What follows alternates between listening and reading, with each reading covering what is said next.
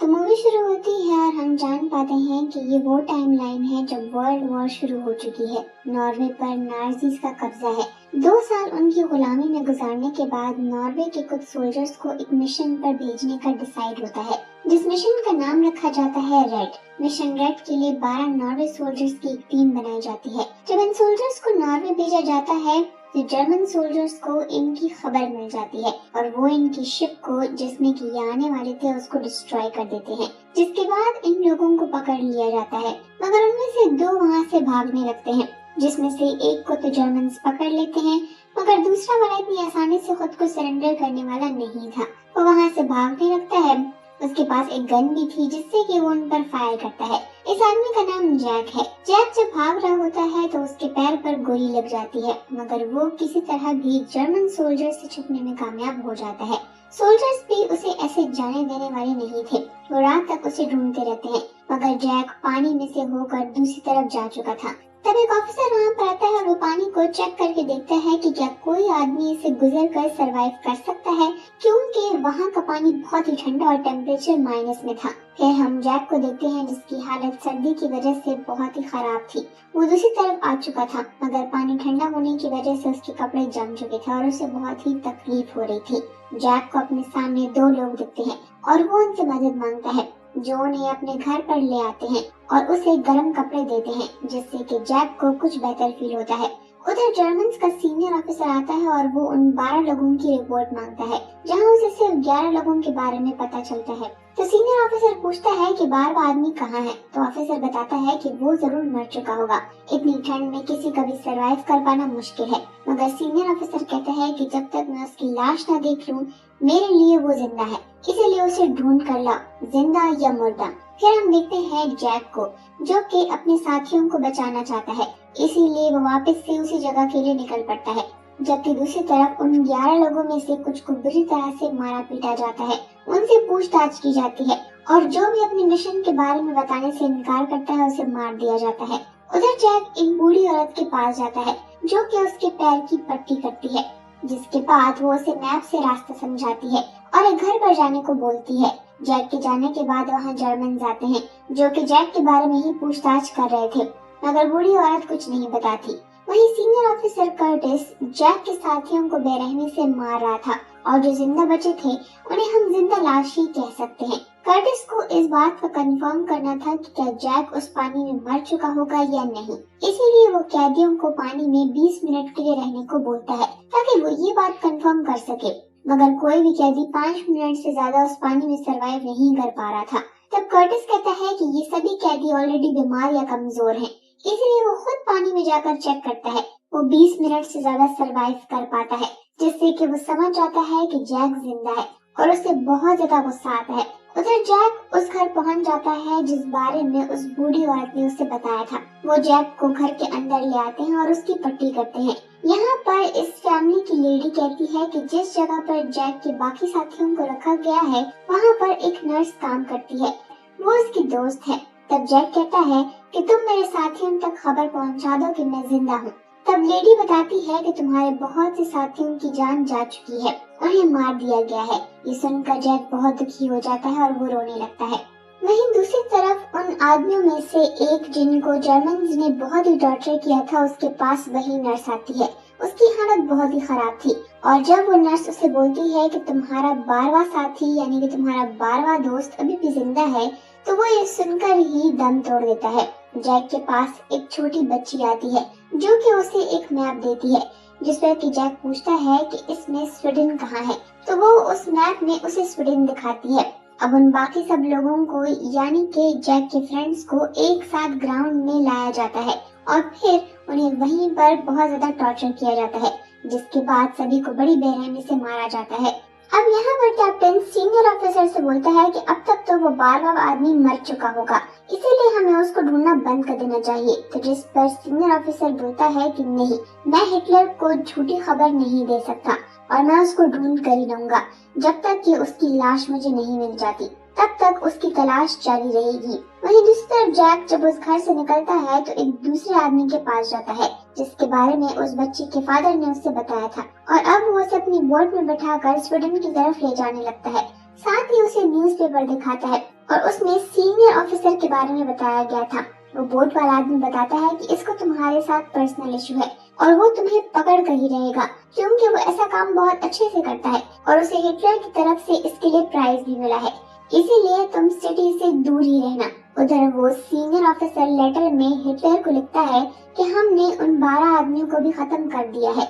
उधर जैक को एक जगह पर छोड़ा जाता है और उसे गर्म कपड़े और कुछ खाने का सामान भी दिया जाता है। अब जैक आगे जाते हुए ऐसी जगह पर आ जाता है जहाँ पर जर्मन्स थे।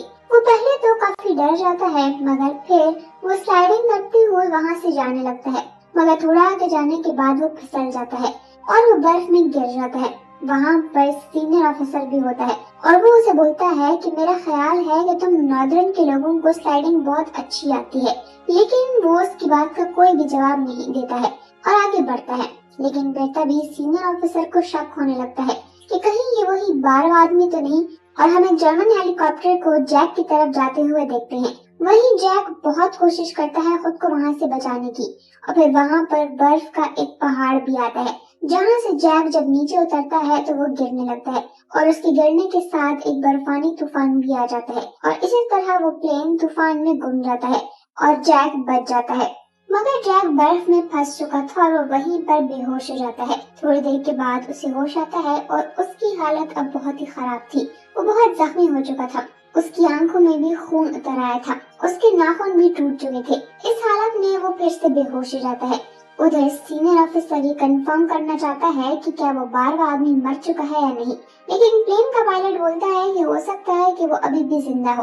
और यहाँ पर जैक अपनी पूरी पावर के साथ आगे बढ़ने की कोशिश करता है और कुछ ही देर में वहाँ पर जर्मन्स भी आ जाते हैं, लेकिन उन्हें जैक के टूटे हुए सामान के अलावा और कुछ भी नहीं मिलता। उधर जैक रेंगता हुआ आगे बढ़ता है और उसके हाथ पांव जम चुके थे, उसकी एनर्जी भी खत्म हो गई थी, लेकिन वो हिम्मत करता है और आगे बढ़ता है। मारियस नामी एक लड़का और उसकी बहन मैरी के पास जर्मन ऑफिसर्स आते हैं और वो उससे उस 12वें आदमी के बारे यानी कि जैक के बारे में पूछते हैं, पर वो दोनों बोलते हैं कि हमें इस बारे में कुछ भी नहीं पता है। लेकिन फिर वो लोग देखते हैं कि जर्मन ऑफिसर्स के पीछे से एक आदमी रेंगते हुए वहाँ पर आ रहा है, पर वो दोनों अपनी जुबान बंद रखते हैं और कुछ भी नहीं बोलते और वो ऑफिसर्स वहाँ से चले जाते हैं। और इस तरह अब जैक एक घर में घुस जाता है जहाँ पर एक छोटी बच्ची और उसकी मदर होती है, लेकिन तभी वहाँ पर मारियोस और मैरी भी आ जाते हैं और फिर वो दोनों जितनी हो सके जैक की हेल्प करते हैं। लेकिन उस बच्ची की जो मदर होती है वो जैक की हेल्प करने से मना कर देती है, क्योंकि हर जगह जैक के पोस्टर्स लगे हुए हैं। ऑफिसर्स और जर्मन सोल्जर्स उन्हें ढूंढ रहे हैं और जैक की हेल्प करने वाले को भी सजा होगी, उसको मार दिया जाएगा। लेकिन वो दोनों भाई बहन उसकी हेल्प करना चाहते थे। वहीं पर वो जर्मन ऑफिसर सीनियर ऑफिसर को सारा सामान देते हैं जो उनको बर्फ पे जैक का मिला था, लेकिन यहाँ पर सीनियर ऑफिसर को अभी भी इस सब से सुकून नहीं मिला था और वो और भी ज्यादा बेचैन हो जाता है। एक हफ्ते बाद जैक की आंख खुलती है और वो मैरी के साथ होता है और अब वो बेहतर महसूस कर रहा था। लेकिन जर्मन सोल्जर्स वहाँ भी आ जाते हैं और उनके साथ सीनियर ऑफिसर भी था, लेकिन मैरी उसे कुछ नहीं बताती, इसीलिए अब वो खुद ही उसके स्टोर रूम में जाकर चेक करता है और बाहर एक ऑफिसर एक बच्चे को चॉकलेट देकर उससे जैक के बारे में पूछने की कोशिश करता है। सीनियर ऑफिसर स्टोर रूम को चेक कर रहा था और उसे जैक मिलने ही वाला था कि तभी उसका वो वाला बटन नीचे गिर जाता है जो उसे हिटलर ने दिया था और फिर वो बटन को उठाता है और बाहर आकर अपनी कार में बैठकर वापस जाने लगता है और इस तरह आज जैक बाल बाल बचा था। मैरी और मारियोस के दोस्त जैक को एक हट में छुपा देते हैं और फिर वो वहीं पर अकेले ही रहता है और वहीं पर जर्मन सीनियर ऑफिसर भी अपनी तलाश जारी रखता है। इधर जैक इस छोटी सी जगह में अपने जख्म के साथ वक्त गुजार रहा था और इसी वजह से उसे बहुत ही अजीब से ख्वाब भी आ रहे थे, जिसमें वो देखता है कि उसे जर्मन ऑफिसर्स ने पकड़ लिया है और वो उसे मारने आ रहे हैं। अब जैक जब अपना पाँव देखता है तो उसकी उंगलियां बहुत ही जख्मी हो चुकी थी और वो जैसे तैसे करके बहुत तकलीफ से अपनी 2 उंगलियां काट देता है, जिससे उसे बहुत ही तकलीफ होती है और वो वहीं पर बेहोश हो जाता है। इस तरह वो 12 दिन और भी गुजार लेता है और फिर जब उसकी आंख खुलती है तो वहाँ पर मारियोस को देखता है। वो उसे बोलता है कि हमने तुम्हारे लिए स्वीडन जाने का रास्ता ढूंढ लिया है और फिर वो जैक को गर्म कपड़े देकर एक कार्ट पर लेटा देते हैं और उसे नीचे की तरफ धक्का देने लगते हैं और फिर जैक को एक चट्टान के नीचे छुपा दिया जाता है और उसे बताया जाता है कि तुम्हें ले जाने के लिए कुछ लोग आ रहे हैं। इधर सीनियर ऑफिसर बहुत ही परेशान होता है क्योंकि 1 महीने से ऊपर हो गया है और अभी तक वो 12वां आदमी उन्हें नहीं मिला है। और इधर रात हो जाती है और जैक अभी तक वहीं पर वैसे ही लेटा हुआ है और रात भी काफी हो गई है, ठंड भी बहुत ज्यादा है, लेकिन वो हिम्मत नहीं हारता। और उधर मारियस को लग रहा होता है कि जैक स्वीडन पहुंच चुका है, लेकिन तभी वहाँ पर वही लड़का आता है जिसने जैक को स्वीडन लेकर जाना था और वो उसे बोलता है कि हमने तो जैक का बहुत इंतजार किया, हमने उसे बहुत ढूंढा भी, मगर वो तो हमें कहीं भी नहीं मिला। और तब इनको पता चलता है कि इन लोगों ने जैक को गलत जगह पर पहुंचा दिया है और इसीलिए मारियस उसे ढूंढने जाता है और वो अपने साथ अपनी एक फ्रेंड को भी लेकर जाता है जो कि एक नर्स होती है। और जब वो लोग वहाँ पर पहुँचते हैं तो वो देखते हैं कि जैक वहाँ पर पूरी तरह से बर्फ में ढक चुका है और जब मारियस से बात करने की कोशिश करता है तो वो कोई भी रिप्लाई नहीं देता है। फिर मारियस को ऐसा लगता है कि वो मर चुका है, पर इसी दौरान वो अपनी आंखें खोल देता है और फिर मारियो उसे गर्म सूप देता है और फिर वो वापस आकर मैरी को बताता है कि वो जिंदा है, जिस पर कि मैरी काफी इमोशनल हो जाती है और अब जैक दोबारा से उनके साथ रह रहा था। फिर कुछ देर के बाद उसे कुछ लड़के लेने आते हैं और वो लोग रात के अंधेरे में स्वीडन की तरफ रवाना हो जाते हैं। पूरी रात वो उसे खींच कर आगे ले जा रहे थे और जब अगली सुबह जैक की आंख खुलती है तो वो एक केव में होता है। उसके साथ आए हुए वो लड़के उसे बोलते हैं कि हम अब तक स्वीडन नहीं पहुंचे हैं, तो जिस पर वो काफी चिल्लाता है और अपने साथियों पर गुस्सा करता है और अब वो कुछ और दिन भी वहीं पर गुजारता है और वो लड़के उसका ट्रीटमेंट भी करते हैं। वो वहाँ पर मौजूद फिर से ड्रीम्स देखने लगता है जिसमें कि वो खुद को उसी वॉर में पाता है जो कि उनकी जर्मनी से हुई थी। वो अपनी फ्रेंड को मरते हुए भी देखता है और वो खुद को बचाने की कोशिश भी करता है। जर्मनी की 2 छोटी छोटी शिप्स उनको पकड़ने के लिए आ रही होती हैं और फिर उसका वो 11वां दोस्त पानी में कूद जाता है और जैक भी वो सभी सबूत मिटाकर नीचे कूदने वाला था कि उसका पाँव रस्सी में फंस जाता है और फिर वो अपना जूता उतार कर ही पानी में कूद जाता है। अब अचानक ही जैक की आंख खुल जाती है और जब उसकी आंख खुलती है तो वो देखता है कि उसके करीब कोई आदमी खड़ा है जो कि उसका पाँव देख रहा है और अब तो जैक की सारी उंगलियां ही टूट गई थी, यानी कि बहुत बुरी तरह से जख्मी थी। और अब जैक उस आदमी को अपनी स्टोरी सुनाने लगता है कि कैसे वो लोग अपने मिशन में थे और उन पर जर्मन आर्मी ने अटैक कर दिया और फिर उनको लगा था कि लाइफ बस खत्म हो गई है। उनकी एक मछली पकड़ने वाली बोट है और उनके बड़े बड़े लड़ाका जहाज हैं और इसी सब में फिर वो लोग अपना प्लान चेंज करते हैं। उनमें से जो लोग रह गए थे उनसे हेल्प लेने का बोलते हैं जिसका नाम एडिसन पीटर था और जब ये लोग उससे मिलने जाते हैं तो उन्हें वहाँ पर कोई और ही मिलता है और वो इनको बोलता है कि एडिसन पीटर मर चुका है और तुम्हारे पास जो इन्फॉर्मेशन है वो गलत है। जिस आदमी से इनकी बात हुई थी ये लोग उस पर ट्रस्ट नहीं कर सकते थे और जिस आदमी से इनकी बात हुई थी उसने फौरन ही पुलिस को कॉल कर दी थी और जब तक ये लोग अपनी शिप में आते तो सब कुछ बिगड़ चुका था और जर्मन का एक बहुत बड़ा शिप इनकी तरफ आ रहा था और वो भी एक लड़ाका जहाज था, कोई आम जहाज नहीं। इनके पास इंफॉर्मेशन के बहुत बड़े बॉक्सेस थे और ये लोग उसको मिटाने की कोशिश करते हैं और फिर सभी लोग पानी में कूद जाते हैं और ये जर्मन्स इनको पकड़ लेते हैं और लास्ट में बस जैक ही बचा था। और अब यहाँ होश में आने के बाद जैक उस आदमी को बताता है कि अभी भी कोई मेरी मदद कर रहा है और वो अपनी जान खतरे में डाल रहा है। उधर सीनियर ऑफिसर अपनी उन 12 आदमियों को ढूंढने वाली डॉक्यूमेंट्री पर अप्रिशिएट किया जा रहा था, पर यहाँ पर सीनियर ऑफिसर अभी भी उस 12वें आदमी को ना ढूंढे जाने पर बहुत ही गुस्से में था और खुद को हारा हुआ फील कर रहा था और वो सर्च ऑपरेशन को खत्म करने की कोशिश कर रहा था। इधर जैक की हालत मरने वाली हो रही थी और अब उसे हेलुसिनेशंस भी हो रहे थे। इसका ट्रीटमेंट जारी था और अब इसे वही बच्ची मिलने आती है जिसने कि इसे मैप दिया था। वो बच्ची उसे पूछती है क्या तुमने मैप को खो दिया है, तो वो हाँ में सर हिलाता है। तो वो बच्ची उसे बोलती है कि मुझे पता है कि तुम अपना रास्ता खुद ही बनाओगे।